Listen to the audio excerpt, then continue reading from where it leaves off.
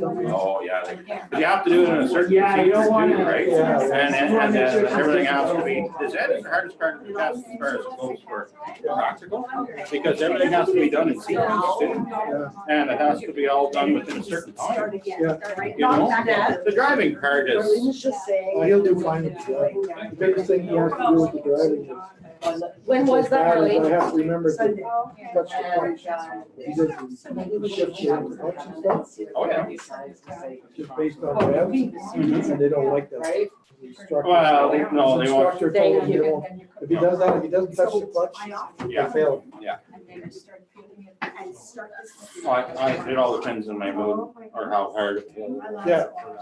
There's a guy that drives a truck. Oh, it's always good. Just Keep him started busy? than yours. Keep him busy? He drives like a maniac. That's good. Oh, there's a lot of British police trucks coming through too. Are they like that? I shouldn't say. Yeah, they're not. Okay. A little bit there. Just started than yours. Yeah. We must be honest. That's Wednesday. I don't know. Thursday night. Might be, should be, I don't think. Colleen, did you have a nice birthday? You was on there, Sandy? Yes, I did.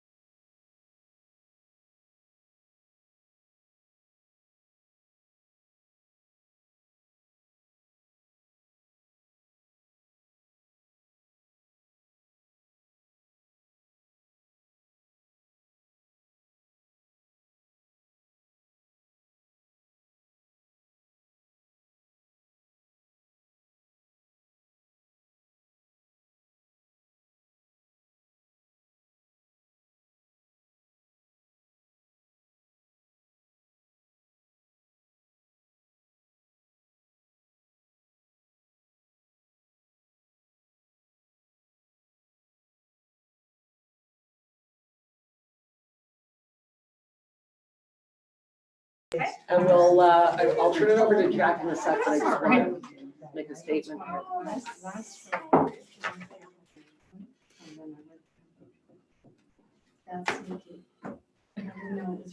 Technology.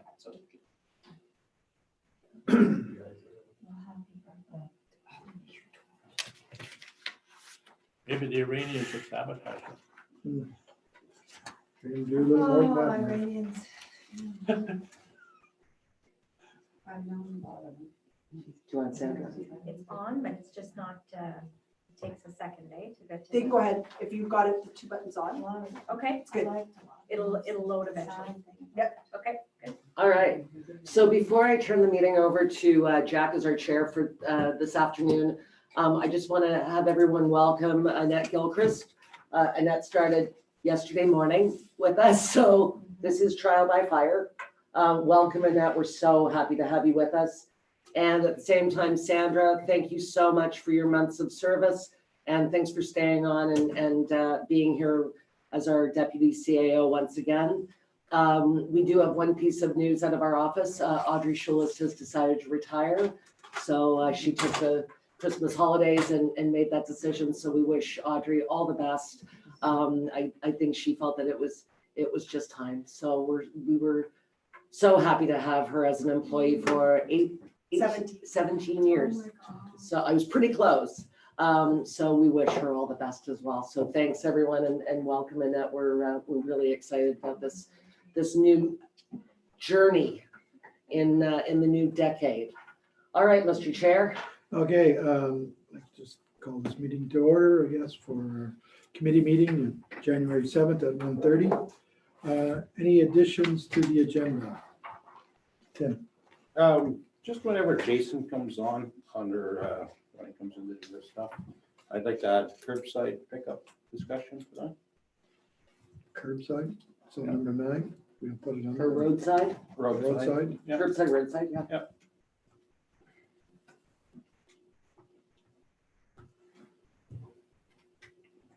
Murph?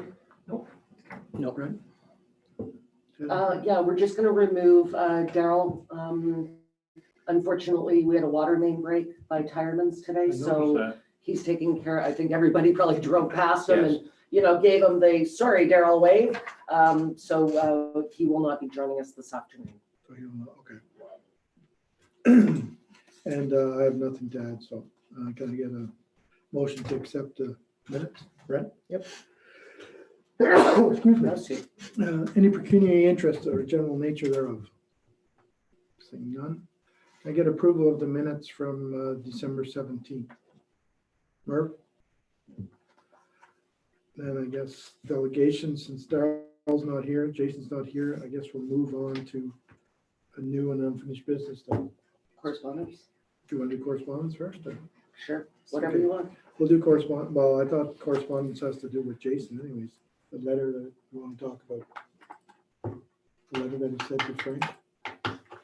Oh, yeah, we can talk. Yeah, maybe we should. So let's just, Yeah. let's start with new and unfinished business. You can give the County of Renfrew update, I guess. I actually don't have a lot to update. Obviously, the county's been on hiatus since our inaugural. Everybody knows that Deb Robinson is our new warden, which is very exciting. Yesterday, I did attend at Bonnechere Manor a presentation with regard to the butterfly model for our dementia care units. This is groundbreaking. As you all know, myself and Michael Donahue, staff and family members and people from the foundation attended Malton Village to see the butterfly model in action. And we're really excited that we're moving forward with this with both of our long-term care homes, both at Miramichi Lodge and Bonnechere Manor. Just a couple of personal updates. I am going to be running for the board of the Eastern Ontario Regional Network later this week.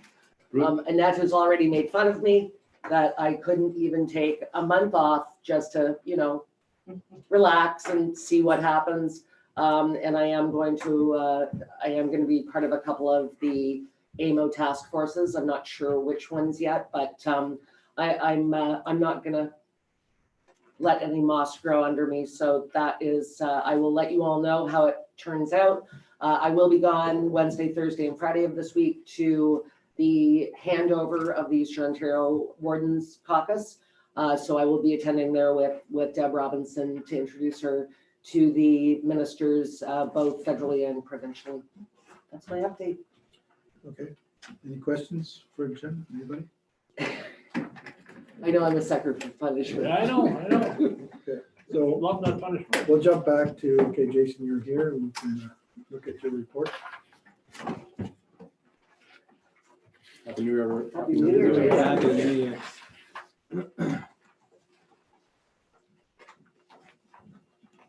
To start off, I'm currently in the process of obtaining a new pricing for a different style of cab for the garbage truck. It would be a lower cab. You stand up on the right-hand side that would have a double steer on it. It would be just more accessible if you had to do everything in town by hand, that the driver could still drive on the left and there could be another person if need be on the right, or vice versa, the driver could be doing everything on the right. It's just, I did get some, they're in the process of getting me some more pricing for it, because it's going to be quite significant. On that campus. 2007. Yeah. Yeah, bought it in 2008, but it was 2007. Yes, yes. But this new style would be a lot different for everybody. And the reason we bought the two, just for everybody else's, the reason we bought the 2007 and 2008, in 2008, they come up with all the environmental stuff, and their trucks were heating up and quitting. I think we had a couple, we couldn't let them idle or load the snow, That's right. you know, and the last thing we needed was a garbage truck sitting in downtown Eagle for an hour to cool off. That's right.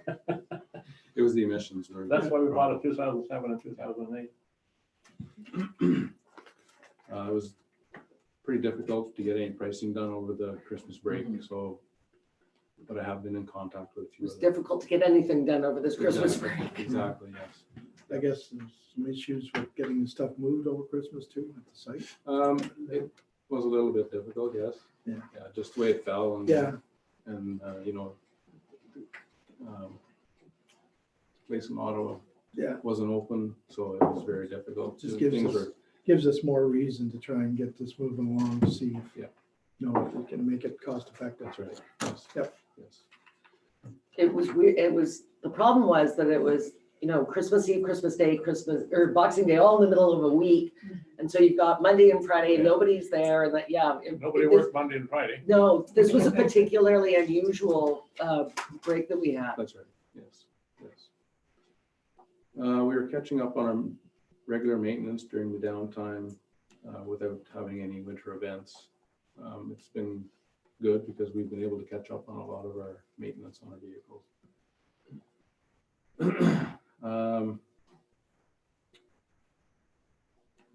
Does council have any questions in regards to the email on the paved shoulders that I sent you previously from Frank Cowan Insurance Company? I think it's pretty self-explanatory. Yes. And I think we just have to make the residents aware that's the reasons why why we can't pave them, and realistically, it's not even, they're walking on it on their own risk, because we can't even be responsible for maintaining it, No, that's right. safety-wise. That's right. I think that has to be presented to the residents so they understand that. Yes. That being said, I think that our policy is where available, we still extend the road bed so that we don't have the transport trucks and the lugging trucks sort of chipping off the side. I mean, that's a best practice now, no matter what. And I would say that, it's always going to be user risk, Yes. right? I don't think you're ever going to get away from that. And you're always going to have people cycle and side-by-sides and, you're not going to get away from it. So I think we keep that policy that when we're doing a road, where we can extend the road bed. And I think that allows for both active transportation, but also obviously use at your own risk. And I think the people that are using active transportation lanes understand that anyway. But I think this was a little bit different circumstance, so that this was the asphalt raised Shoulder. Shoulder, yes. Yeah, as per with, say, on Horseshoe now with the widening of the road. Exactly. That's a little different scenario Yeah. because we are plowing that to the edge. Yes. And it can be plowed at the edge with the trucks as they're going, but these shoulders, they can't when they're the raised shoulder. It's kind of a different deal for sure. No, and that's why like this got brought forward was because it is being used as a walking path and stuff, and explain the designation between, like, I understand like as it's a shoulder right now, so it's designated as a shoulder. And that's where the difficulty lies, is people are still utilizing it as a walking path and not treat as a walking path.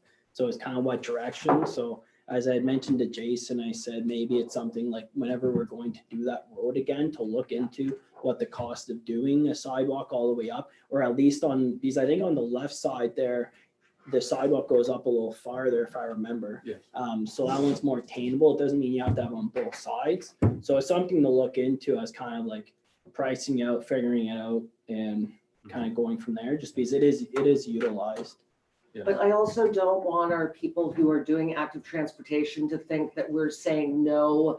I think it's the wording, paved shoulders. We're using, like at the county and even here, we're using paved shoulders as in extending the roadbed another how many meters. We're not. If we could add raised paved shoulders Yes. to it, it might solve a lot of issue, even with confusion, right? So, Because it is confusing yes. when you think about it. And it's true. I mean, what they're talking about is what, a 4-inch lift? Is that right?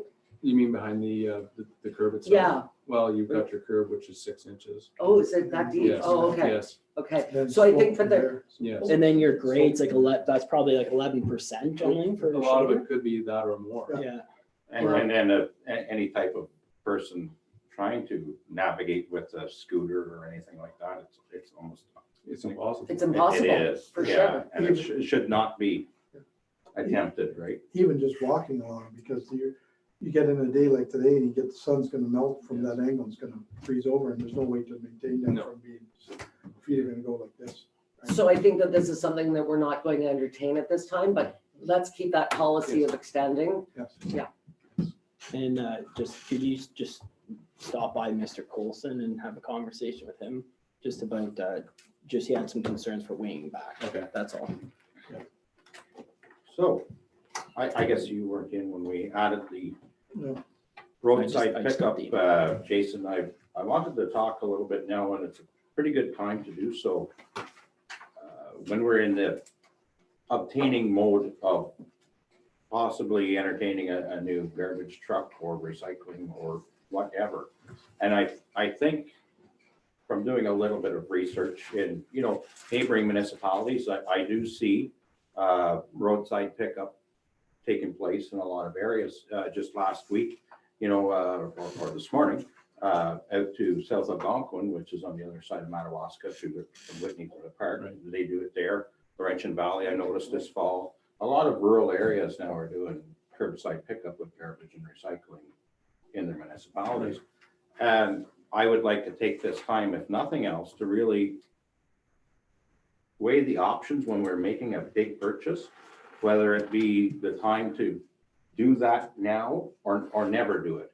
Because I think at this time right now, it's the ideal time to at least look at the matter to see if it's feasible for our residents. Because we're in the mix of looking at where our recycling is going to go with the garbage and everything. So if we're going to buy a truck and spend a large amount of money, I don't want to be looking at this now in 2 years saying, hey, let's do garbage pickup, or let's think about doing garbage pickup and say, oh, we just bought a truck, we can't do it. So I want to be a little bit proactive and go through the pros and cons and see if it's actually achievable right now for the ratepayer. And the cost. Well, That's right, that's right. We have to look at it. That's the biggest thing. absolutely, but I think, You'd have to look at the manpower loading and the cost of it. but this is the time to do the research. That's right. Right? So we looked at this about, 10 years ago, 9 years ago. It wasn't met with much fanfare. Now we're in a position where we're either going to sign on to a contract or we're going to make an investment in a pretty expensive, Very expensive. very expensive vehicle. And I would say that now is the time to do that research. If it's feasible, fantastic. If it's cost inefficient, let's not do it, but let's at least look at it, because I don't want us to, totally concur with Tim. I don't want us to jump off and sign on with somebody else and then think, boy, did we ever make a mistake? Because we could have done it cheaper, better, more efficiently for our residents and to the betterment of our residents. And that's the thing, like, we do have, you know, an aging community, and to get to the dump a lot of times on Saturday for a lot of people that are scared of the snow or whatever, it's an issue these days, right? And I also look at the big fact that with time is money to a lot of people. And right now, minimum wage is $14 an hour. And if it takes me an hour out of my day on Saturday to do so, you go with 1 or 2 bags of garbage, you know, you're at $2 or $4, you're up to $20 for putting gas in your vehicle to go there. So if you're a regular visitor to the dump, it's costing you between 20 and 25 bucks a week to do so on yourself. Just in those sheer aspects of it. So, you know, there's something else we have to take into consideration too, when people ask how much it costs. Well, how much does it cost you to take your garbage to the dump?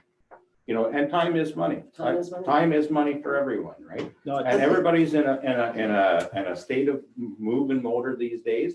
And I think we're in a different time. And like I say, looking at the different rural municipalities that I go through every day, and I see the garbage bags sitting outside, you know, it's possible, you know, so it's definitely working for other communities. I would say though, in our deliberations and in our pros and cons list, there are a couple of things that I wouldn't include. One of the things that Laurentian Valley does, and they do it very well, is twice a year they do household, thank you, Merv. So couches, mattresses, that sort of thing. Perhaps that's something we just leave for the Snowdrifter site. The other thing that we've made a good investment in, and it's been proven very positive, is our household hazardous waste and our recycling at Sand Road. So I think those are things that we must keep in the fold. You know, we're not saying we're shutting down all the dumps tomorrow, but there are a couple of things that are really important. And I would say that, again, you are correct. One of the challenges I find is that we are doing some garbage pickup for some of our older residents, some of our neighbors, just in our own pickup trucks, out of the goodness of our hearts, because we know that they can't get out well, maybe not this weather, but in truly bad weather. So I think that we definitely need a pros and cons list. We need to know from you, you know, we've got what, 592 kilometers of road. You know, we need to know how would we do the private road aspect, you know, bringing it out to the municipal area. You know, obviously we're not sending garbage trucks in there, just like we don't send plows in there. But I just want to interject with the private road, and I did give that some thought. And I looked at McNabb Braeside, and private roads are private roads, and as far as I'm concerned, private roads are basically driveways with extensions. That's it, that's all. Yep. The garbage must be brought to a municipal location, and that's the only way you could do it. Because you're not coming down my That's laneway to right. pick my And I have a garbage up brother- from my yard. I have a brother with a kilometer-long driveway. He has to take the stuff to the end of his driveway. Right. You understand what I mean? Yeah. It's not up to them to go to his house. No, So you bring it to that municipal location. You know, I mean, there's ways to figure it out, and we do have a lot of manpower, a lot of our waste sites. And if we are purchasing trucks, we're paying license and insurance on them regardless. It's a matter of a little bit more fuel. And I do know trucking, so you know, if we can work on that, you know, and shuffle a little bit, I don't think that we're going to find at the end of this that it's going to be, if any, big amount of cost. The biggest thing I think is, I don't think you, right now, you'll have to tell us that, but I don't think you have the manpower. And I don't really even think one truck will do the job. If you're gonna look at doing this, you're gonna be hard pressed. Yeah, because For sure. you're You got gonna a lot have of areas 3 there. days alone just picking up at the waste sites, between recycling, cardboard and garbage. But don't forget, your waste sites aren't going to have the amount of No, volume if you're true. picking it up on the roadside, I was guys. gonna say. Like, you got to remember, you don't need 4 people Sure. at a spot at a time when you have roadside pickup. It's not a matter of, like if you have roadside pickup, you don't need to have everybody's standing at the dump with the same hours that we have now, waiting on the garbage to come. I'm sure a couple of attendants could do a round robin affair, however you see fit, yeah. just a suggestion. But you can make that a lot more efficient than what it is today in order to provide the other service. Because like I said, if your garbage is getting picked up at the end of your driveway, you don't have to be there at 2 o'clock in the afternoon on Saturday with your handful of garbage. So you're gonna remove some of the need at the other end. Oh, yes. And I don't think that any one of the five of us is saying, we want this either decided on one way or the other, January 31st. No, We're, as I said earlier, I think, we've all had a chance to sort of think about it over the Christmas break. I think we're in the research phase. What makes the most sense for Bonnechere Valley at this time? And I also wonder, are we better being our own self-sufficient unit? Obviously outside of recycling, which we don't have a choice on. But I think it's worth a little bit of investigation. Again, not this afternoon, but you've got tons of time right now because it's not snowing. Go ahead. I was wondering if it was worthwhile looking at two forms of pricing. Pricing number one, the highly populated areas, for instance, down 41 to Right. Spring Creek, Fourth Street, out to Augsburg, and then the lesser populated areas. Right. And in the heavier populated areas, you might want to look at the Plymouth and Cormac, and maybe at Lake Clear, a garbage container where the cottagers bring theirs as you're going by, you can take it. And then the others, what does it cost for the other sparsely populated areas? And when you start drawing the hills of Sebastopol. Well, the problem is you're gonna have, if you're gonna wanna do this, you might be able to go to a few little areas, but if you wanna go large scale, it's gonna be all in or all out. Yeah, right? yeah. And that's the That's what I- problem. that's the what I said problem, in and our that's last gonna be a hard sell to get No, because that's, the cost on it. I agree with you. I think it's township wide Yeah. but- or it's the village. Yeah. But I totally agree with you, Murph. I think it's so strange that populated area of Fourth Chute and then the populated area of Augsburg was never encompassed And into Plymouth the, Road, into the garbage pickup. and 41 and Plymouth. And 41, But yeah. If I remember correctly, Jen, they were the ones that mostly objected to Yeah. to paying for it. They wanted to take their own. The people that wanted it the Well, most were the yeah. people down Scotch Bush. Yeah. Where, it's taking them an hour to come to a dump on a Saturday afternoon and an hour home or 45 minutes. And I think this is why we're at the right time to look into this, right? Yeah. We're not under the gun. No. We can take our time and make the decision properly and appropriately for the betterment of the whole township. like I say, if we're spending that much money towards the truck, we have employees in our waste sites right now. And I'm sure, like I said, we'll leave our department heads do the shuffling. But for the amount of fuel that it takes to run around the township with a truck that's already got license and insurance, I don't know how it's going to bankrupt the municipality if it's within the same. Well, we don't want it to cost the municipality anymore, Tim. If whatever the cost to run it around, it has to be transferred right on to the taxpayer. It's not like we're gonna start adding money to pick up the garbage and increase our tax rate. That's why I said you can reduce a lot of other spots there. Well, And provide and the service. let's be honest, guys, if we're buying this truck, you're talking about a 10-year investment monetarily. And Jason, you figure a truck like that could last maybe 15 years? Yes. So we can't do this lightly, right?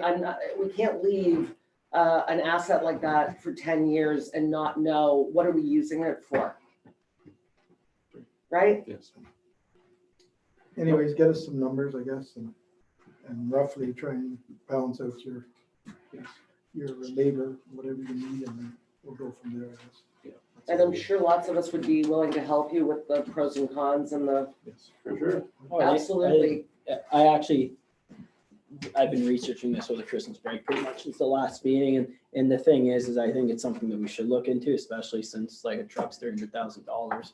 I think it's worthwhile, and also I would even say look at if we want to continue having the 2 stickers as well. Like if getting people to come to the municipality, buy a sticker, or if we want to just end up figuring out when we're doing budget how we can roll in a 1 or 2 like minimum. Right. Like that's kind of how I look at it. Because the thing is, it doesn't make sense. And today to have everyone come in, like I buy 50 stickers at a time. Like it's just, it doesn't make sense because I do, like when we run the numbers, say you 52 weeks a year, you have by 2 minimum, you're gonna be $208. So like really when you break down, that's what I broke down is the cost of time. If I was going to a dump every week or whatnot, like it doesn't add up. And especially me driving the municipality, I like seeing all the ladies and showing them all the pictures of my kids and stuff. But I do like when I have property, say in Arnprior or Renfrew, they have the 2-bag minimum, you can purchase more. And if I say something just to close, we are currently entirely Bonnechere Valley right now. We are no longer sitting here representing Eganville, Sebastopol, or whatever, Yeah. right? Yeah. So we have a service for one particular area of our municipality, but not for the rest of the residents. I think we've already discussed this breakdown of the wards. Let's break down the services only going to one direction too. Oh no, like Tim, Oh no, for sure. Brett, no, that's why and I you know. agree in the sense that like Tim, I like my road is the same spot as Forest Shoot where it carries on, and I have garbage pickup where I am, but the people on Forest Shoot don't. I watched the garbage truck turn around. And it doesn't make sense to me, just where the border technically is from Eganville to Graden, and it extends down my street where we have garbage pickup, where I look at the condensed, and I drove Forest Shoot, that would have been the 26, and I just kind of looked at the houses where it would make sense, just by the population density, if we're gonna not do it everywhere and stuff, but it is something to look into. Like it makes no sense if people down below don't have the So service side. Jason, please use us, Yes. all right? Yes. Don't be shy. You know, I just realized as Brent said it, well, now Brent's added another time to his day, even though he likes bringing Reagan and Stanley in. Just for our viewers, Brendan and Katie had their baby over the Christmas holidays. His name is Stanley. Congratulations, Katie.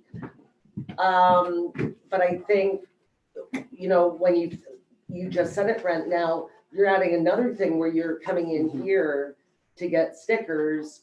You know, there are a lot of added things to garbage. Well, it just means more vehicles in the parking lot, more people coming in, more staff time dealing. It's not that we don't want people to come to the office, it's just how can we make it easier for people? I know a couple spots in town sell stickers and everything, but. No, you're But like I said at the start, time is money to every resident as well. absolutely. I think, So whether you're paying it here or you're paying it elsewhere, time is money. So is it just limited to garbage or is it going to be recycling It also? has to be recyclables too. right? oh, I think Everything. both, yeah. It has to be everything, so that's what I think once you figure that in, you're gonna be short a vehicle. But anyways, it's up to you to determine. And I don't mind the prospect of a large pickup once a year with this designated garbage sticker specifically for that, be it $16 or whatnot. I think Renfrew $16, but it's something to look into as well. If we want to have one designated a day a year where we'll pick it up before the winter or after spring and stuff, just to kind of prevent buildup on people's properties who don't move it. I was just trying to think of baby steps. Yeah. And of course, household hazardous I mean, those, I don't even know that we're allowed to pick up household hazardous, are we, Jason? I don't think so. Why wouldn't we think so? You still have to have that. Well, if you're Yeah. gonna do that, you're gonna have to have a special license to Yes, pick up the hazard. yes. Yeah, You no, need, Yeah, To move it to yes. transport. well, and it's probably one of the best things that we've ever done at a waste site is For sure. put that, because we know that stuff was going in garbage bags, Yeah. full on. People were not waiting for the one day a year. And I remember one year, it was July 24th, it was my sister's wedding day, and we're driving to the wedding, and I'm like, drat! And Dave goes, what were we gonna do? Bring our paint cans in our clothes for the wedding to snowdrifters? Probably didn't make a whole lot of sense. So the compostables, they take it to the waste site, like Eganville's compost, you don't pick it up, they take it to the sand road? compost is not picked up. No. No. So that was another question I was asked about years and years ago. We did have sort of a push for in-town compost. And then it seemed to go away. Was that because of the rat population Well, or the critters? There was that, and there was the smell. Yeah, And then we looked at those bags that are in the ground, that we have, two of it, Oh, the Moloch. Moloch bags, and they were gonna be the bees all ends all, and we know what happened there. You can't load them. Yeah. No, that's the problem. it's a problem, you need a special. Compost would has to just- break it down at site. It would so- be nice if we could, educate those that are not in the more populated areas to compost properly on their own properties. Because that alone cuts down, I mean, Dave and I composting on the farm, but we're not bothering our neighbors with smell or with, especially rats. So I think, just another thought for people if they were thinking about reducing their garbage footprint, composting in the country is fairly easy, Yes. especially if you have a big manure pile. More manure does the best. Yes, it does. So there was one other thing that happened this week. On Highway 60 where the crack sealing was done, I noticed that it was peeling out. So I got a hold of Andrew Plummer at Greenwood. Okay, We came and looked at it, and they will come back in the spring, peel out all the crack seal and put new stuff back in. so was it weather conditions or was it the product? It was the product. He went to a softer blend of rubber, which he thought would move better with the crack. Yeah, But it just didn't work with the heavy trucks turning all the time on it, and it just peeled it out. So that was, yeah, maybe. And it was a little later in the fall too, when they did do it, so. Yeah, I noticed that a couple Yeah. parking lots, say in Pembroke and everything, they ran the same problem. Yeah. Yeah, that's good. Yeah, so that's looked after. excellent. Good. Good work. Just a curiosity question. One of our boys dropped one off the end of the ditch a little bit on Dowd Road by Trinity. Somebody went down the ditch for 150 feet. I don't know whether he got it back on the road and fell or. No, it wasn't. Wasn't on a, no, okay. No. So I thought maybe somebody just got over it. No, no, we were lucky that way. Yeah. You laid one on the side there. one day a couple Yes, years ago. yes. You know what? Going by there that morning, my wife and I said, "Yeah, gotta be careful. Don't get too far out in the shoulder because they've winged it back over the shoulder and come back and there's our truck." Yeah, it doesn't take much sometimes. Yeah, oh no, that was bad. That was dangerous. After it was built, they winged right out and you didn't know where the shoulder ended and the ditch started. Mhm. And if you're over, once your front wheel got in, you had it. Yeah, you sucked right in. Okay, I don't think there's anything else for Jason. All right, Thanks, thank you. Thanks, Jason. Thanks, Jason.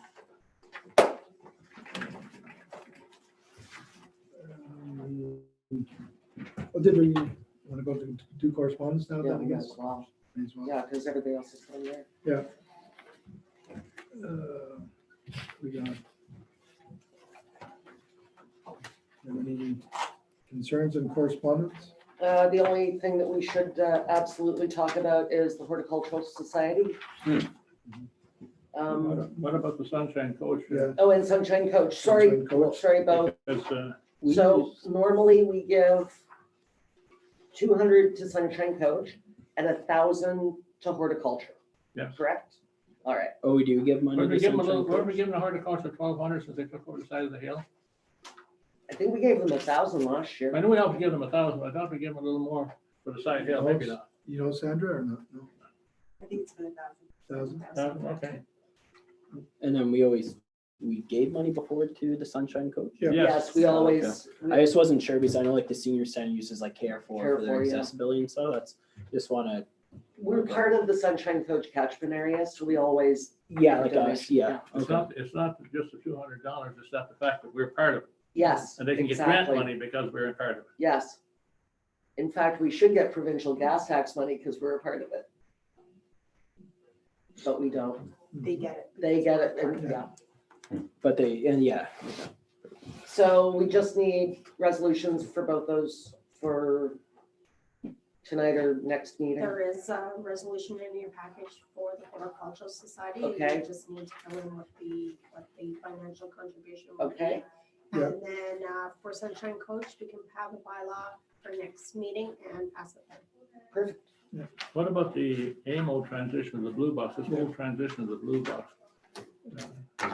Recycling concerns me. There is also a resolution in your package I know, concerning I that. know. I'm kind of wondering where is this going to go? They left it, they had an escape clause in it that said, here, we can dump it on the municipality. Yeah, So, I don't understand, quite frankly, how putting it on the manufacturer is going to work. Well, one of the problems, and this is a small problem, I get the farm magazine with all the tractors on, but I get one from Quebec. Who's gonna pay for recycling that? Well, my thinking is, and I've been using a Barbie as an example. So any mother or father ever that's bought a Barbie knows how much packaging they come in. I mean, it's almost like they're adult proof. And so I think, all right, so now this Barbie is 1999. And now we're going to put the packaging on the Mattel or whoever makes Barbie. So now that Barbie is, all they're going to do is add that to the price. So now Barbie is now $25.99. So I'm not exactly sure how this is going to work in the long run. I think that all you're doing is making a bigger problem for the consumer. That's just the way I see it. I see this as so many different things that we try to do to make ourselves more green, to make ourselves, better with our carbon footprint. And I feel like sometimes we take 2 steps forward and 3 steps back. On And that so, note, Jennifer, just do something like olives. Most of our olives comes from Spain or Italy. Like, who's gonna pay for they're gonna put the recycling cost on the price of a bottle of olives then? I'm just, yeah. So I'm not sure how this will work. In any case, AMO is taking it on. So So we're just gonna, we'll do the resolution and See what happens? it'll sit on a shelf somewhere. like you say, all you're doing is passing the cost on Mhm. Yeah. to the user. Can I go back to my County of Renfrew update because I forgot something? I guess so, because I think that's it for correspondence anyways, right? Yeah, sorry, I forgot to tell you that we did get a delegation with the Solicitor General, Sylvia Jones, with regards to multi-res OPP costs. So I will be attending that with our CAO, with Mayor Brian Hunt from Greater Madawaska and his CAO, Allison Holtzauer. That's Monday at Roma with the minister. Yes. So good news there. I'm sure we'll see other ministers as we walk the halls. Multi-residence cost What's that? for multi-residents for the OPP. Yeah. So here's the challenge. That's for That's the way granny it's charged. suites, eh? Yeah, Yeah. Yeah, so here's the challenge. What happens is we'll just take one house at $200,000. That's what it's assessed at by impact. All right. From that 200,000, the municipality gets about $1,200 in taxation out of the whole tax bill. Of that $1,200, $200 basically, I'm using round numbers, is allocated as the per household cost for OPP. Now, that $200,000 house now has a granny suite in it. The assessment does not go up. However, MPAC now knows there's an apartment in it. Now the OPP is charging us 2 times $200 out of that $1,200. We have no mechanism to raise taxes, obviously. So we'd like to know how we can mitigate this because realistically, it's still one household. Are we really increasing our OPP calls for service to that house because it has a granny suite? Most likely not. Anyway, this is the conversation we're going to have. So just as a mini explanation, and her office was very concerned that we were, going after commercial and all the rest of it. So it should be an interesting delegation. I will report back after the Roma conference. And there's the 911 misdials too under correspondence. I don't think sorry? the first 2 were information, but there's also the town of Here comes the 911 misdial. Pocket dials. We've already done that resolution years ago. I mean, if you want to do it again, we can. If the resolution's written up, why not? Is it written up? It would be there. Okay. We can talk to our new staff sergeant, Pat DeSilverio, started yesterday, and I understand we'll have a PSD meeting very shortly. so we can have a chat with him about the 911 Yeah, mistiles. he's talking The about mistiles and Once also once from mid-February. Perfect. also false alarms, and I don't know, if the false alarm situation more under control now, or? There weren't as many in our last Yeah. report, but Yeah. we don't seem to have that big a problem with it. Yeah, that was a problem. I know We don't have Pembroke good- does. We don't have good cell phones. Can I just get clarification then on Sunshine Coach has the dollar amount so I can have the file? 200. Yeah, the same as last year. Thanks, Dana. I can go back, I don't know how many years ago now, once upon a time. In the eighties, as a member of the Ontario Association of Chiefs of Police, and it was a big issue then. And I ended up drawing up legislation, but nobody could agree on it. Like charging people for false alarms and that sort of thing. Problems why they couldn't agree on it, so it ended up in the garbage bin. Unfortunate. So do you want us to do a resolution for that then, for the redowns? No, let's talk to Pat about them, and then if need be, we can. It just doesn't, time is not of the essence. Yeah. Doesn't need to be done today. And if you read our report, we really do not have that many in Bonnechere Valley. No, we don't. No. Okay, guess we can go on to number 2 then. Want to do active transport ad hoc committee? Yes, didn't somebody say that they were willing to sit on that? I, Brett? I said I'd sit on it, and I have no, But- I will say, I have no problem sitting on an active transportation committee if we're gonna designate money to do an active transportation committee. Like the only concern I have is like, I do sit on a lot of things, and I have no problem sitting on it, but if we're just gonna create an active transportation or a transportation committee and not put money into it, like all I'm saying is like, if I'm gonna put a bunch of work in with a bunch of volunteers and then we bring it to Ms. Pally and we say, no, we don't wanna put in, say, more sidewalks when we do this or extend the road because it's too expensive. And that's the only concern I have is I have no problem doing it and working with a bunch of volunteers, but I need to know that our Ms. Pally is gonna say, hey, we have 50,000 that we're gonna work with. And that's what I said, I think it can be a budget item that we can talk with the committee. I'm just concerned, I don't like creating committees and more things if we aren't actually gonna really do anything, or the only thing that we have the finances for is maybe, I like extending roadways, making them a little wider like we do on Forest Chute. But I don't wanna create a committee just for the politics side of creating a committee and looking really good in the public image. I have no problem, and I would really like to have a committee that works on grants to extend sidewalks in town or switch, say, from, because there's no, say, pathway from the splash pad all the way to Alice Street. It's actually a shoulder that goes to it. So it's like, am I gonna spend a lot of my time working with really good volunteers, raising money if we aren't gonna put the cash into it? So that's why I said is a budget item that we can talk about this a little farther on. And I don't think time is an essence, and I have no problem No, we can. finding a bunch of table things. this. And I see exactly we can achieve the same thing without the committee, even through That's- just the odd delegation and help with, you know. And in all honesty, The one thing I want though, is I want that group to understand that Bonnechere Valley is behind them, that we Yes. do have a plan, that, we just spoke about this with Jason, that when we do a road, that is the intention to always extend.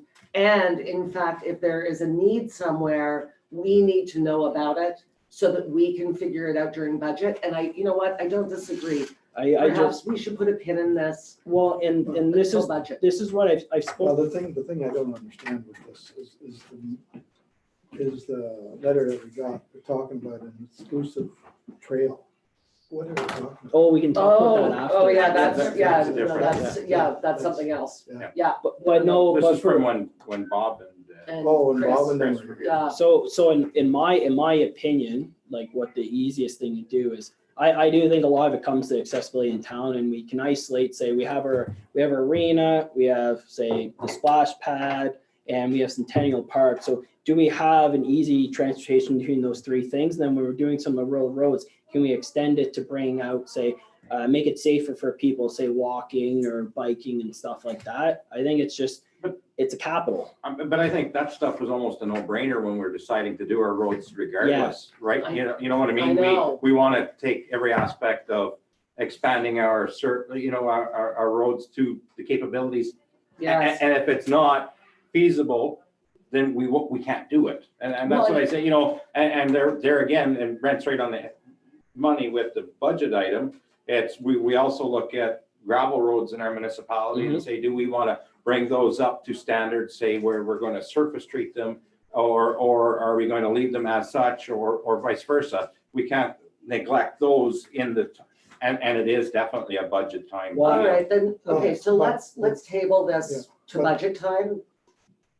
I think what we need from this committee that was in here last time, we need a list of their priorities. Well, it's not a committee, Jack. It was, No, well, it was whatever the people that were no, here. but it wasn't the people. They're asking us to create one, create an ad hoc committee. And that's why like, I have no problem having the committee. But I think that like, so I got a call from a couple of residents, like when we're talking about saying what Bonnechere Street is, I said, hey, maybe why don't we create an active transportation committee? You're more than welcome to sit on the committee with me, or we can figure out what grants we're gonna apply for and bring it to the township. Like, I think us as counselors, we can only do so much. And I think that we have to rely on people in our community or volunteers to really, if these are issues in our community, well, let's help propel this forward and get stuff done, because Well, it's just, we're I only didn't- 5 people, I right? didn't feel like Bob and Chris were dumping it on us, though. I think they were just saying, we're not asking for money, we're asking for a committee To be creative. to be, exactly. To be, sorry, I was going to say to be creative, to figure out, how do we best utilize our capital infrastructure monies? How do we ask Dana to apply for a grant for active transportation areas that we see a need for in our municipality? Well, I think it was an actual committee asking for it, but besides the point, I think it's kind of, as we say, common sense, like when we're saying replacing shoulders in a road, extending it, or sidewalks, it's kind of something we'll do when we're redoing a road or whatnot. And knowing the amount of grants and such that Dana has got this municipality, I think she's doing a good job as it is bringing them to us. So you understand what I mean? I know exactly where you're coming from, Brent. Do we really need to have another committee that we sit on to be part of, that we're doing, to do something we're already doing?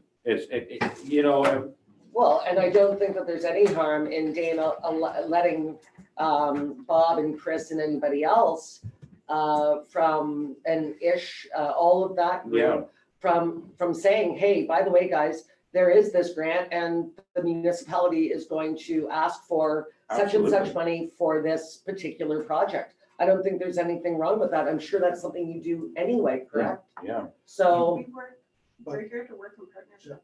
there you go. Yeah, But I think, again, it all boils down to, if the concept or feeling I got when they were here, they have a certain request or certain ask or prioritize. It'd be nice for us, if you want to do this in budget or wherever you want to do it, know what their priorities is. You know what their terms of reference are. Yeah, what they're looking for. It We know. wouldn't hurt. Dana, is that something that we could, through the CAO? I'm gonna be seeing Chris tomorrow at the EA CDG meeting. I can ask Chris himself in person.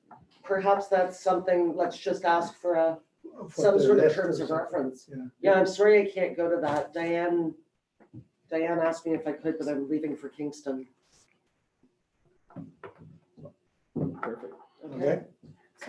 So to just reiterate what their ask was, and I'm taking this from the minutes from the last meeting, with the meeting that they were at, and I'm reading, the ask to Bonnechere Valley councils to create an ad hoc committee with council representation to study and create recommendations for the development and advancement of active transportation. So at this time, they just want Yeah. to create, I think, an action plan, maybe. Yeah, so all I was gonna do was just take all the important features of all our areas and how can we connect them all.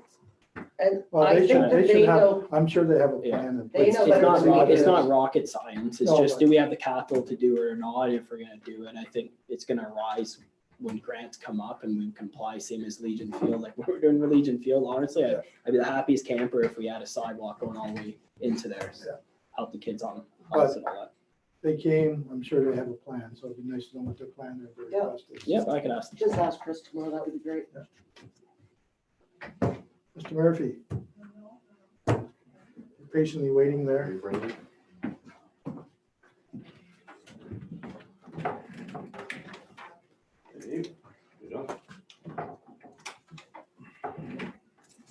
Here.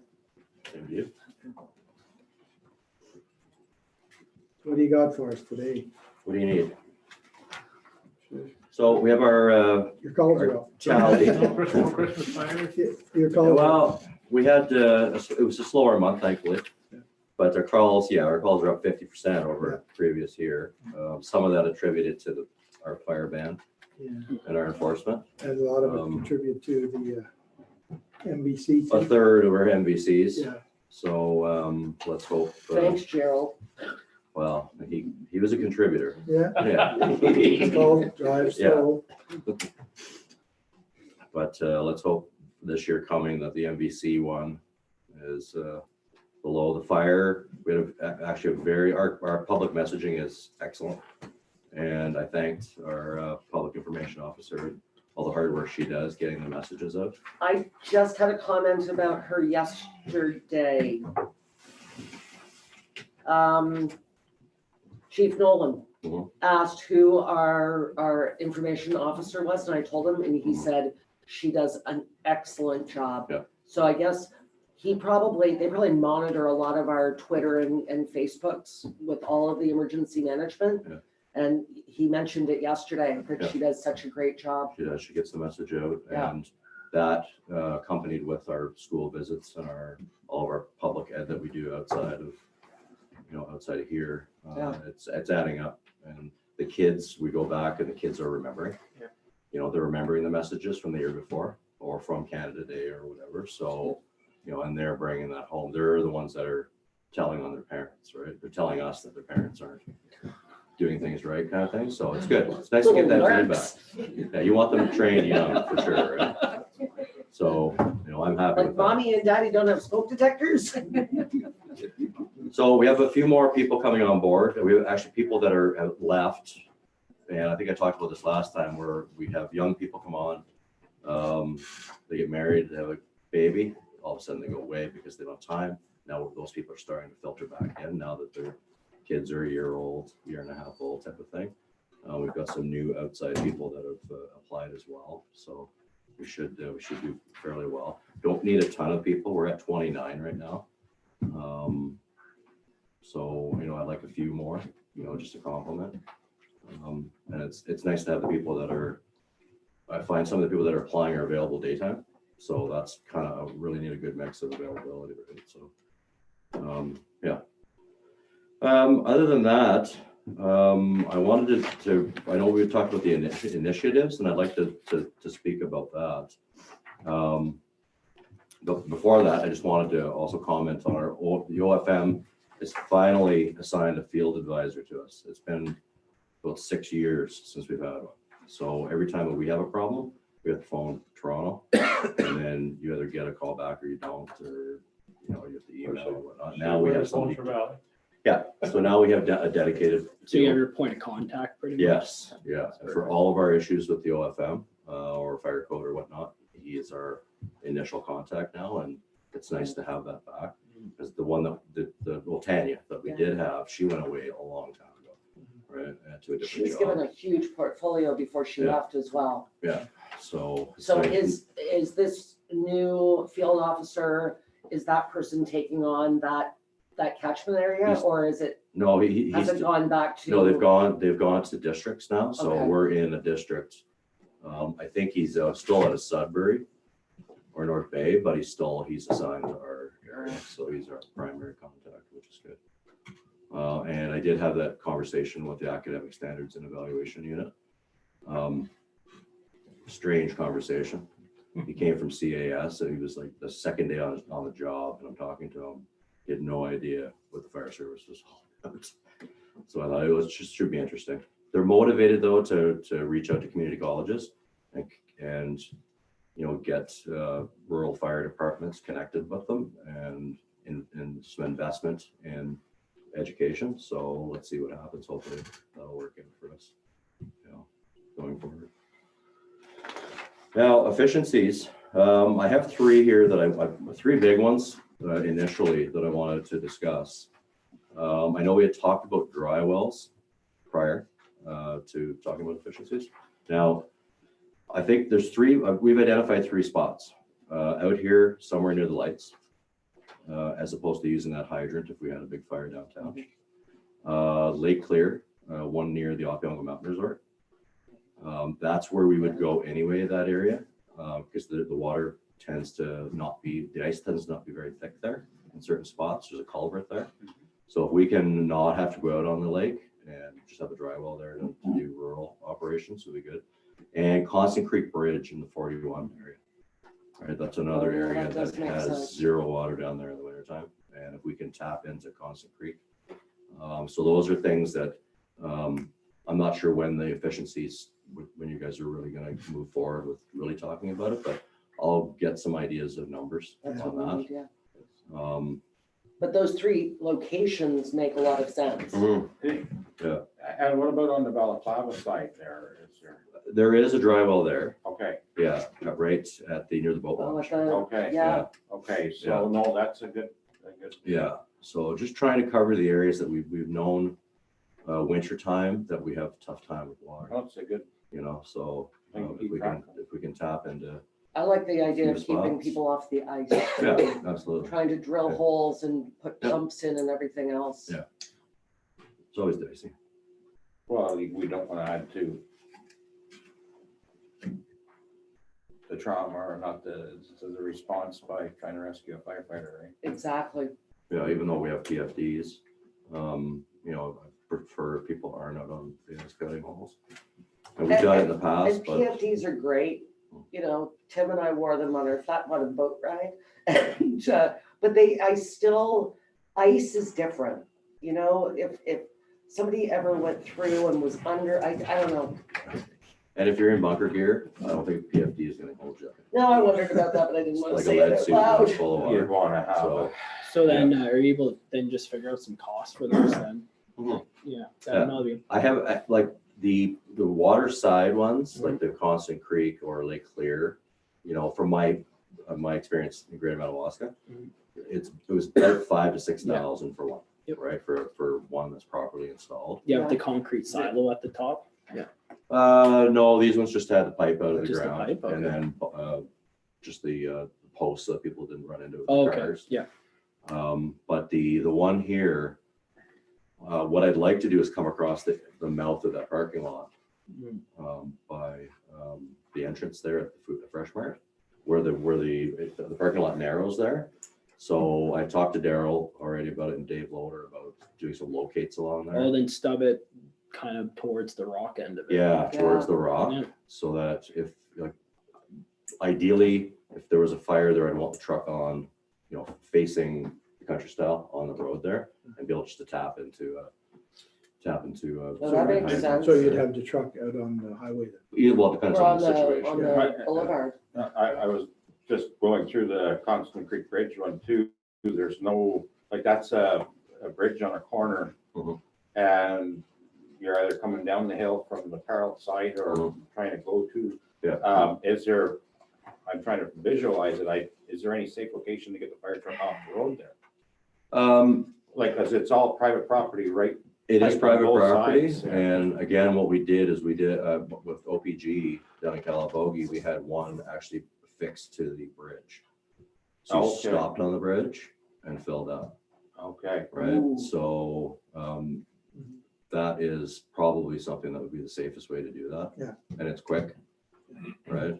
And we do partial shutdowns of roads anyway. You'd have to, for sure. So, we'd figure it out eventually. It wouldn't be our first go-to. No. We'd go to the fire and then figure out how to secure a spot there. I just see other locations where you can get right off the road Yeah. and you're available to the water, which are Yeah. golden, right? Well, So, Cloud that's is right. one of them. Yes, I mean, that yes, little yes, parking for lot, sure. or the boat launch is great.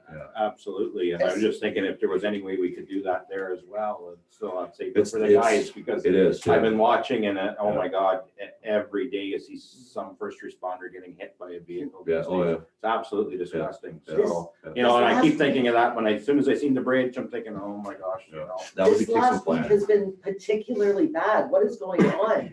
Distracted driving. That's, I can't, I loved one of your firefighters' responses on Facebook.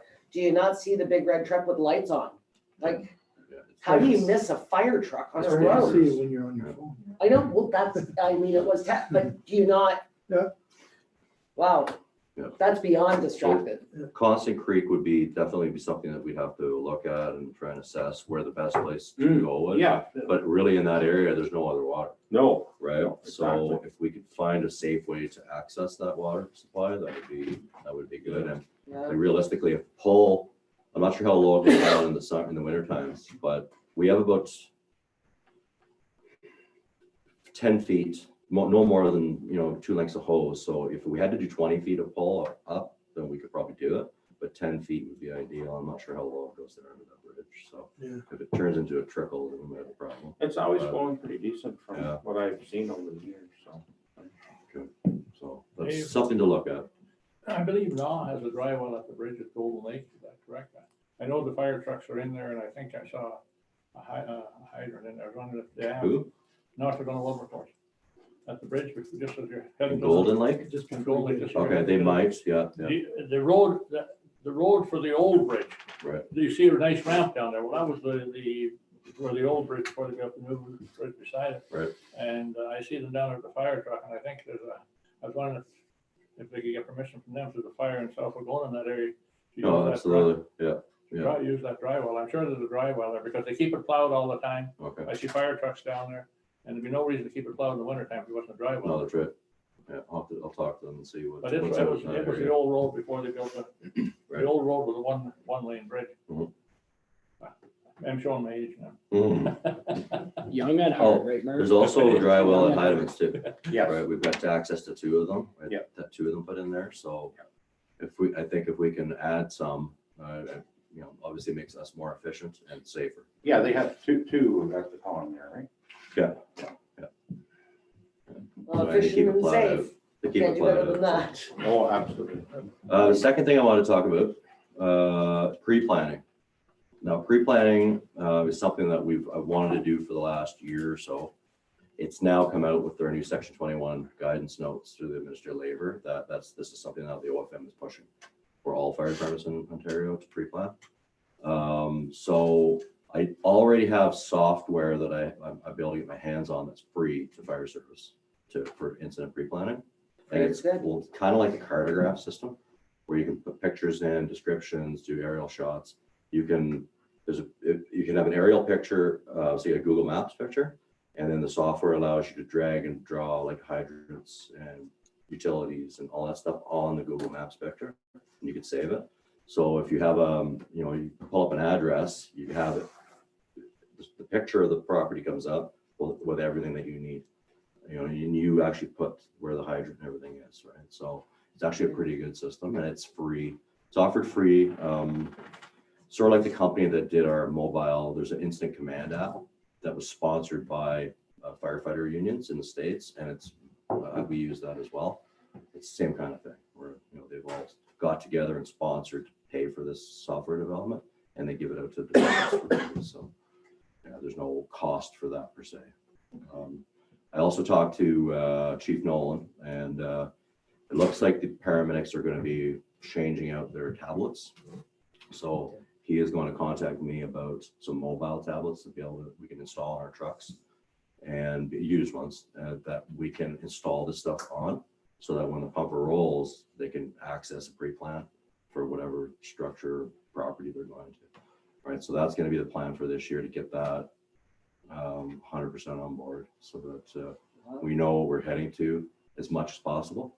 We're going to start with our larger properties, commercial, industrial, and work down to the bigger private properties, the bigger residential stuff, and hopefully You know, at least the commercial and industrial this year, and then maybe the residential next year. You know, so we're trying to, we've been working, you know, the last few years upgrading our tools and our trucks and our equipment. Now it's technology that we need to update.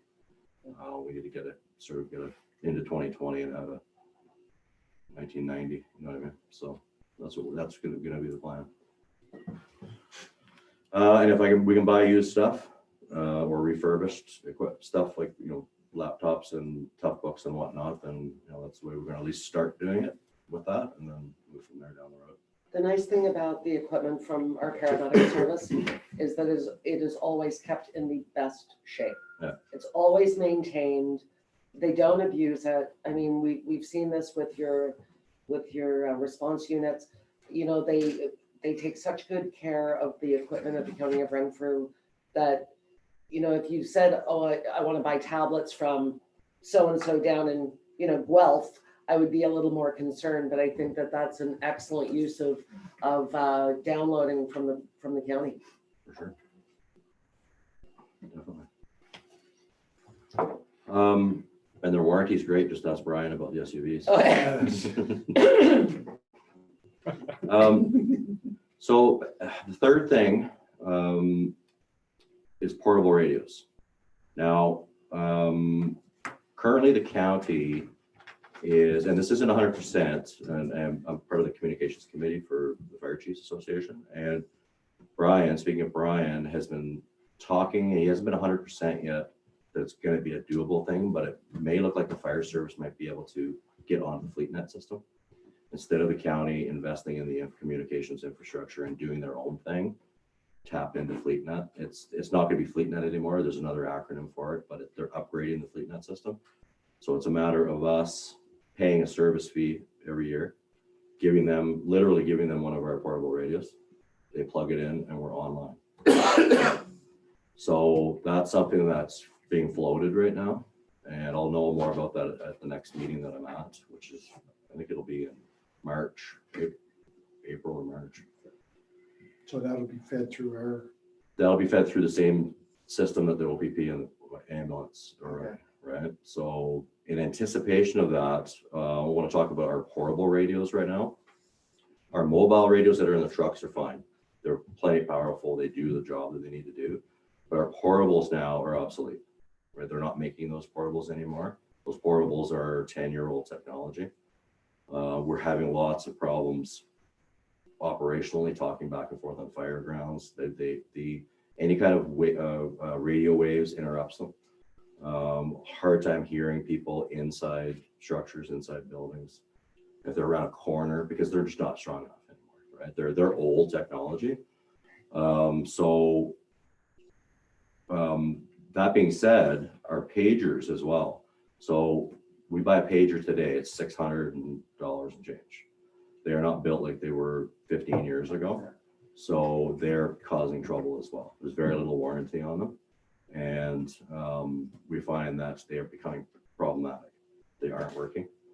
And when I send them out for repair, it's almost as much to repair as to replace it. So we have investigated radios, like a same style, like a Kenwood handheld radio, smaller, 4 times as powerful, has digital operability as well, has the range, has the background noise suppression. Like the new technology is quite impressive when in a small little package like that. So the idea would be to eliminate pagers altogether, upgrade, sell the radios we have, because we can trade them in. Aiden Ryan will trade in all of the stuff that we have, because he'll sell them to a smaller department somewhere else and go to a new version of a handheld. So, and that would be, everybody would be issued one, and it would be, you know, operable with this new system as well. It would work well with the new radio system if we do go that way. If we don't go that way, they're going to serve us better as well, right? It's becoming a bit of a safety concern when we're having constant trouble communicating with the handheld radios that we currently have. So we can put ourselves in new radios for about between $400 and $500 a radio. right? Which is, will eliminate our pagers and eliminate having to buy other radios as well, like to replace the stuff that we've already got. So that might be something to consider as far as, you know, our efficiencies, safety type thing moving forward. Because I prefer not to buy any more pagers. And not at $600 a crack. You drop it on the ground, it's done.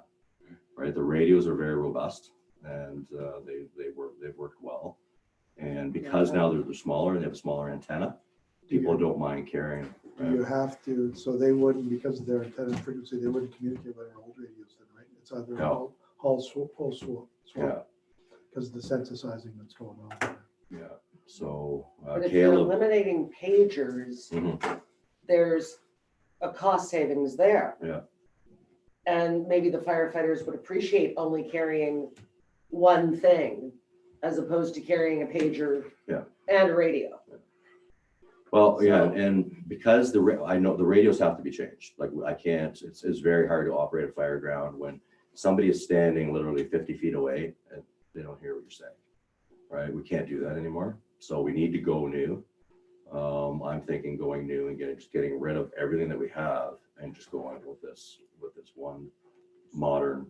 So that means they'd have to carry the radio with them all the time? They Yeah. don't have their pager? And I've already surveyed and there isn't anybody that has a problem with that. Well, especially if they're smaller. The Kenwoods are pretty big right now. Yeah, and they've got a long antenna, right? Yeah. So the new stuff is apparently, Caleb did all the research, like we can go from $400 to $800, but in his research, he said the one that's about $450 to $500, it's got everything that we need.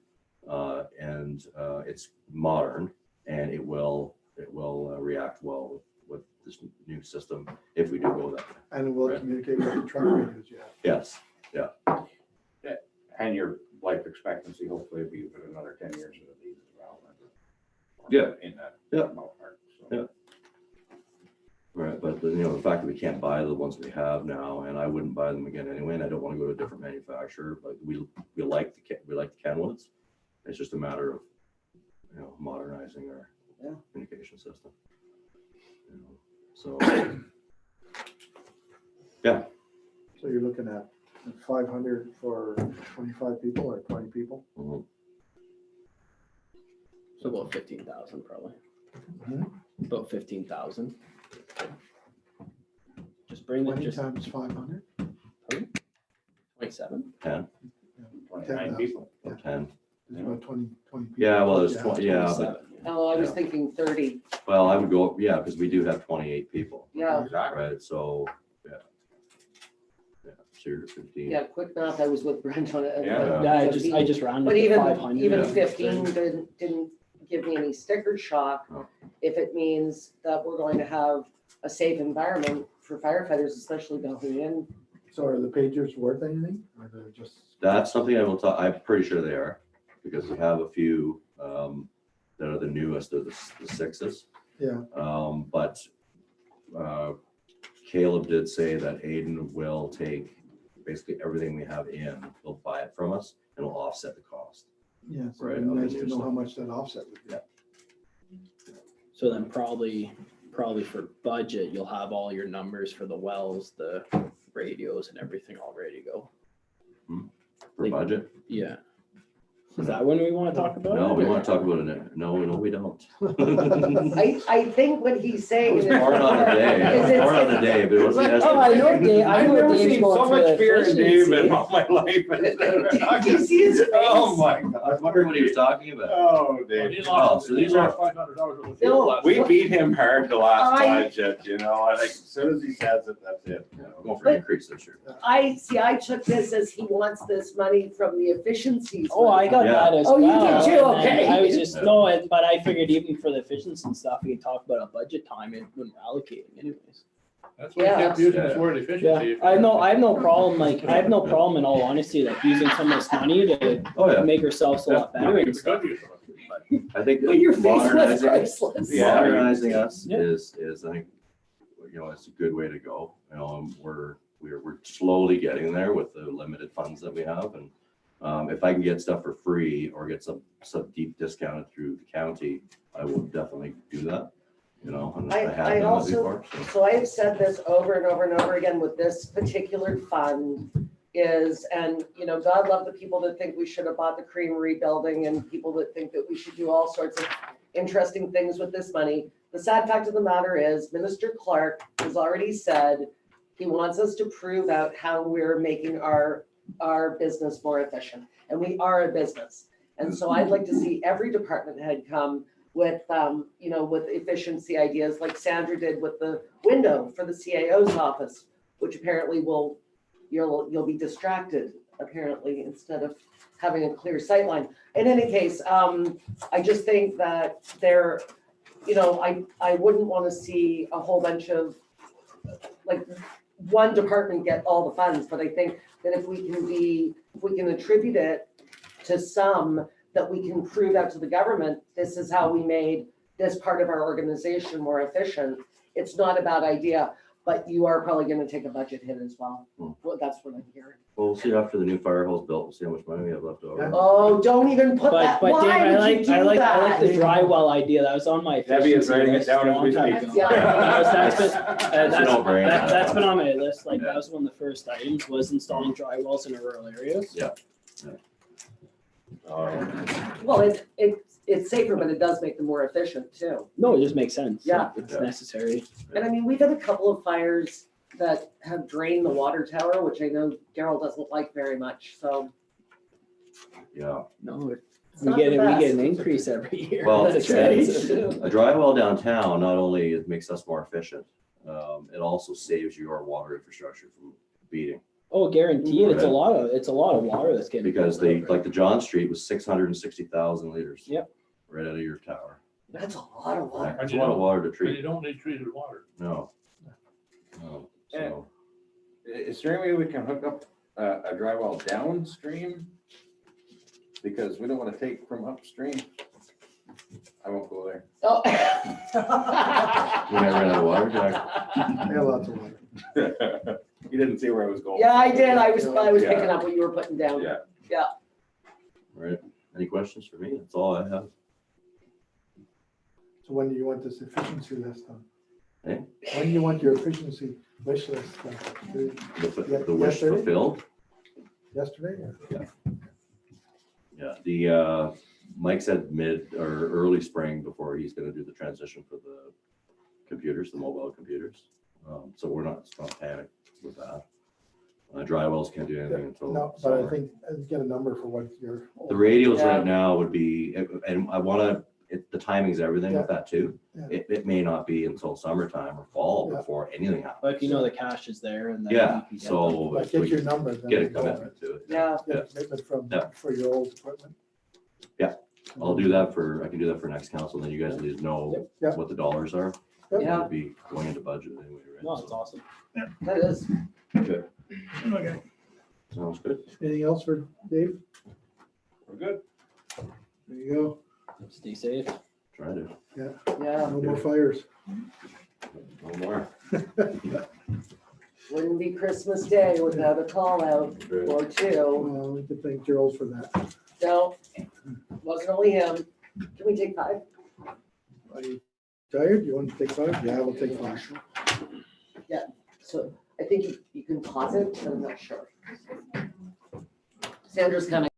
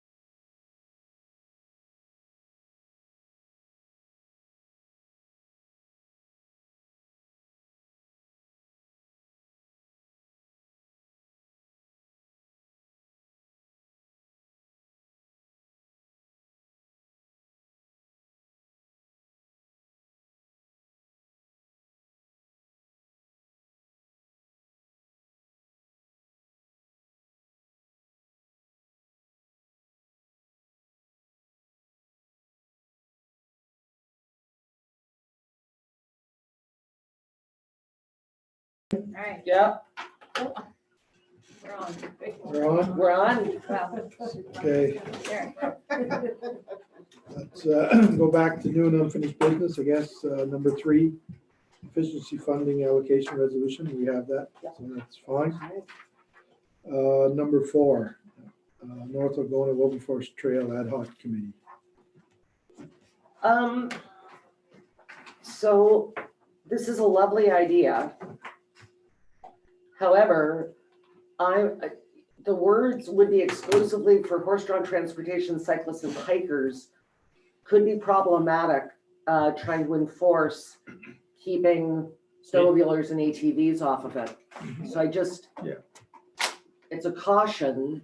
But is this something that we want to volunteer one of our people for? It goes right past the gate of the Dagonville District Sportsman's Club. Yes. So I don't know if any of their concerns have been.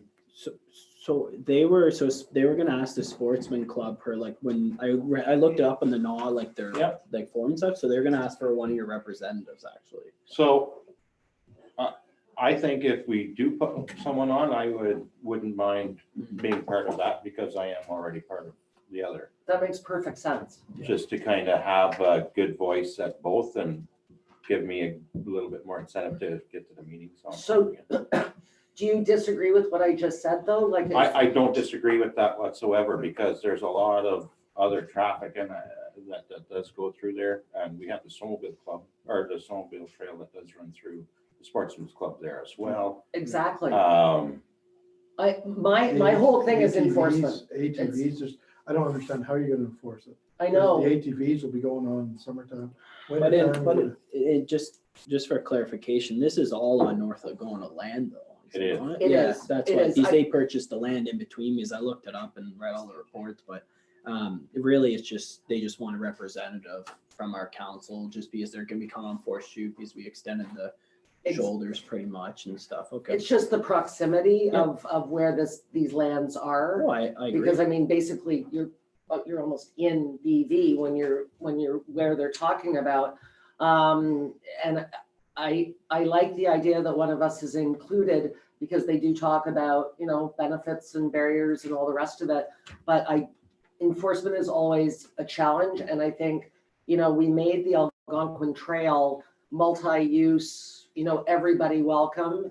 And we did that by design because we knew that it would be problematic to have cyclists on that are saying, or hikers on that are saying, no, it's only us. So, you have to, it's no different than being on a roadway. You need to use care and control. So Tim, if this is something that you'd like to do, I think I would be in favor of Tim being our rep, if that's okay with everybody.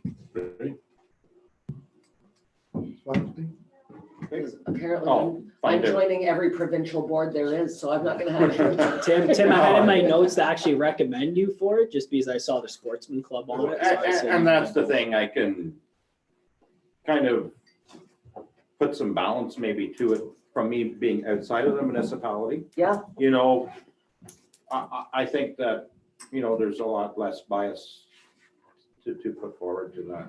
I just think that's a big ask just to have it for exclusively for what they're saying, for horse drawn and for cyclists and hikers. And That's I a think huge that's ask. where we need to sort of weigh in on, and have Tim weigh in on, is this feasible? Or are we going to have constant problems? Are these, is the OPP going to be called? Are we going to expect to send bylaw enforcement out?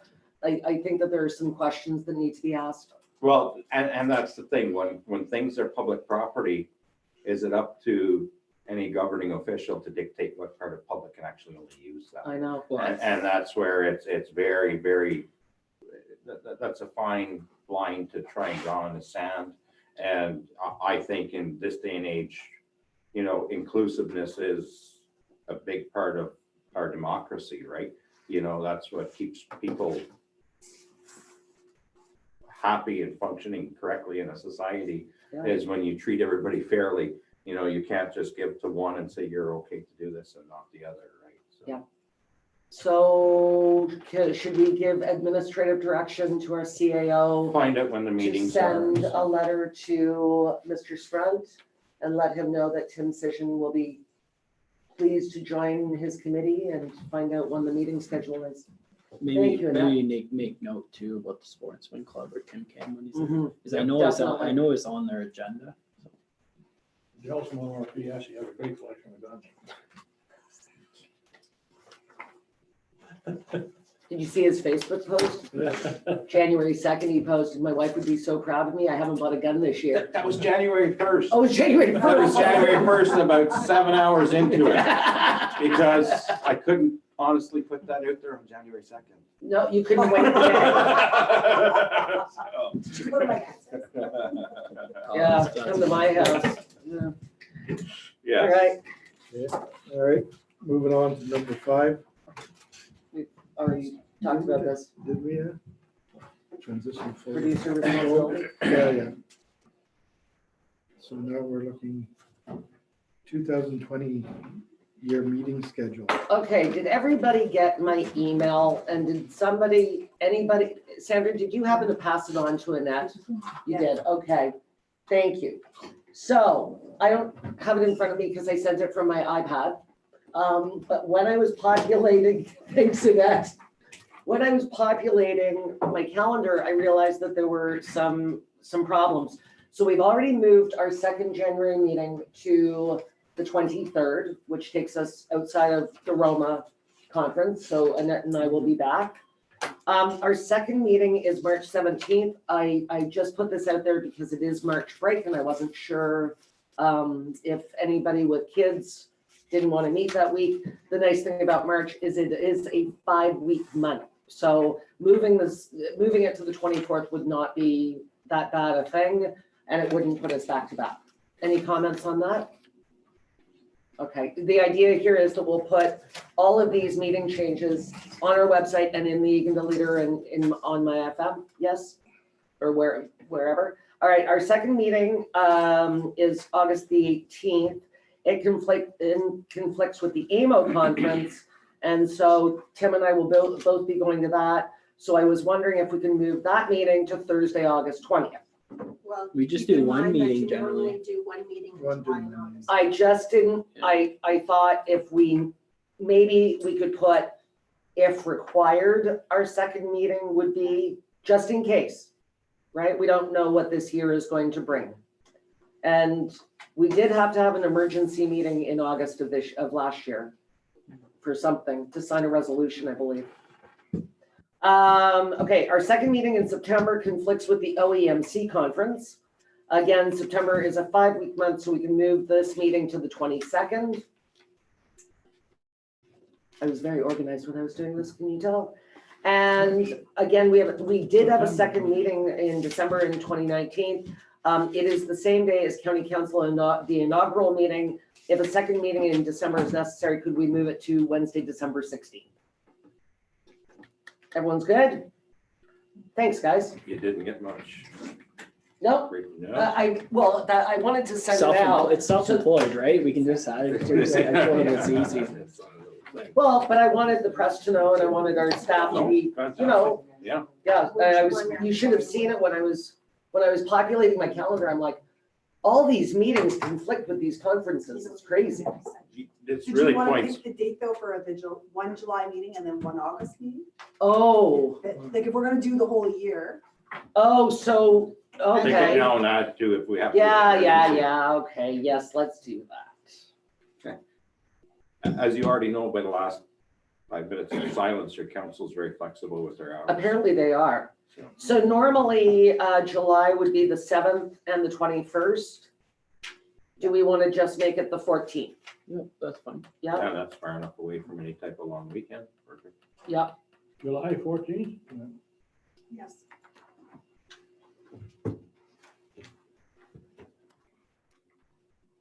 All And then right, want to set one for August? sure. Let's do it. August How about I think it's a good idea. the 11th. 11th? 11th. I second that. We've done on the 20th. We might not. No, I got one, No, so we won't change it from, We'll just leave it at the 11th. yeah, just leave it at the 20th 11th. Don't unless worry about the something comes 20th up. then. Yeah, we can always call it emergency. Yeah. So we'll move the one in March though? Yeah, let's move the one in March. March is March 24th, right? Yeah, let's move it That's what to we March moved. 24th. That's what we have, March 24th. That's what it has. No, it should have been the 3rd and the 17th. Yeah, but we already agreed Yeah. to March 24th. Anyway. Yeah. Going through discussions. Yeah. I'm usually working March 3rd. Perfect. Owen can drive your second truck. The second truck left today. Oh, did it? Yeah, I sent it out to All right. That was easy. In June, June is the 2nd and the 16th? Yes. Okay, perfect. And that helps me set for public meetings too. Exactly. That's Good helpful. So point, Dana. Thank you. Thank you. Yeah. Yeah. No problem. Okay, I guess we'll move on to microphones and sound system quotes. I like that the less onerous one was less money. Or yeah, More basic one. no, the better one. Oh, better. The better one, the minimal install, the one that doesn't disrupt Yeah. the entire operation was actually less than the other one. So question for you guys then, is this something we leave for budget or is Yeah, it something that we, I was just gonna say, just push it to budget, just, it's not really a priority in my opinion. Can we ask if they can hear us now the way we configured our desks? the challenge was when a delegation is here and they're pointed this way. Okay. But yeah, let's just leave it for budget for now. Definitely this. I even find that I'm projecting more towards the back of the room because you guys aren't here. So, and now that you're all pointed that way, is it better? It's, Well, I it can is, hear, but it's harder when the room is fuller. Okay. All right, so something to keep for budget. Because what happens is just even by sitting here, you hear all the conversations that are going on back here. but That and will that's the part of the problem. It's the groans and the moans and the Yeah. whispering and all this other stuff. We do get distracted up here from that. Absolutely. So I think, And you know, it's funny, when you guys were here, I could see people mumbling to each other, but I couldn't hear them. Now I can hear them. yeah, Well, So it's a wide open channel for the noise to travel. that's right. But So, I guess the question is too, is how loud or how much has this affected people hearing us online? If it's reduced their quality, because we are now farther away from the speaker.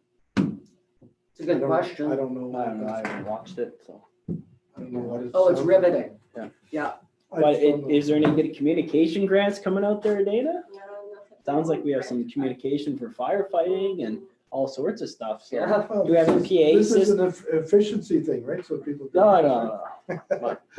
All right, I'd say let's, just budget line in and. Yeah, let's put a budget pin in line this. item, Yeah. see what- But thank you for getting the information for us.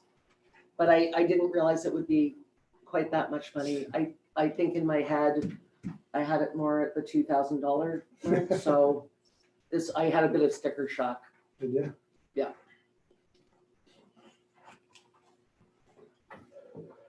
All right. Now we're on to investing in Canada's infrastructure program. We have a resolution For that, for the green stream. the green stream. And that's it then. Media.